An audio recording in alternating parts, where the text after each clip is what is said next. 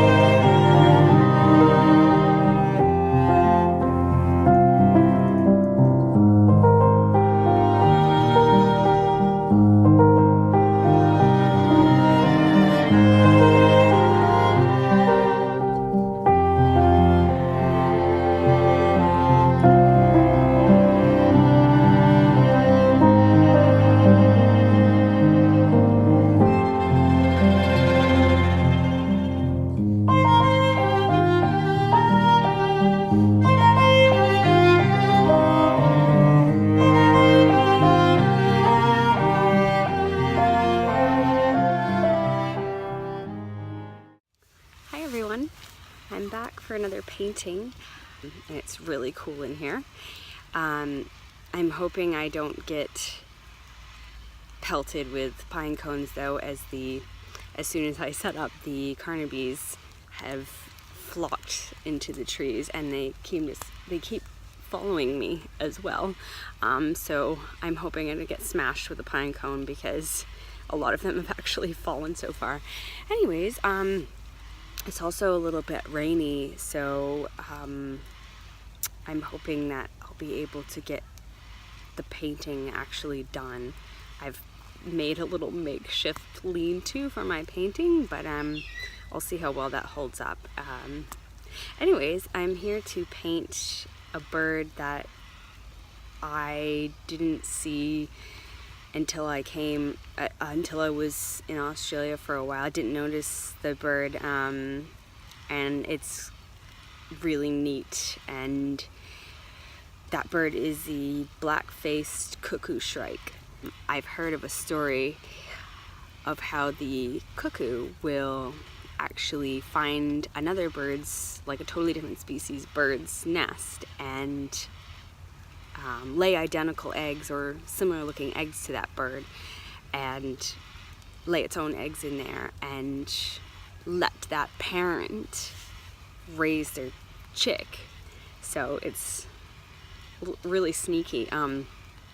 So yeah, like the parent will like naturally hatch the eggs, and even when that chick gets noticeably bigger than her own chicks, she doesn't seem to figure it out, or maybe she does when the chick gets really monstrous, but she'll just end up feeding. Obviously that chick is bigger than her chicks, or gets that way, so it ends up probably eating the other chicks. But so that's kind of a cool story. One of the funniest things that it does that I noticed right away was when it lands, so say it lands on a branch or something, it immediately does this with its wings, and so it's adopted the nickname shufflewing, because every time it lands it just folds its little wings over, and it's so funny.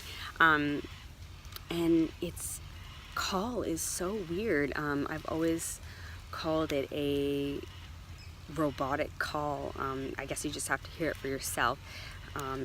It's really neat, but it's a cool little bird, and I'm looking forward to painting it. So we'll see how I go with the raindrops, and I'm just gonna give it my best shot.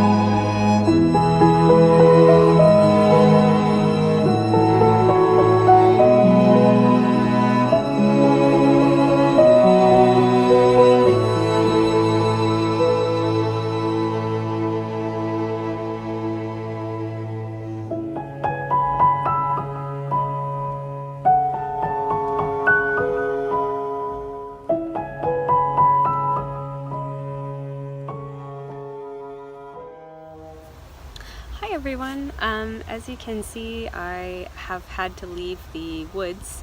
It was just raining way too much, and obviously my makeshift lean-to didn't work as well as I wanted, but it was pretty fun while it lasted. I was constantly looking up to see if I was going to be smashed in the head by a pine cone.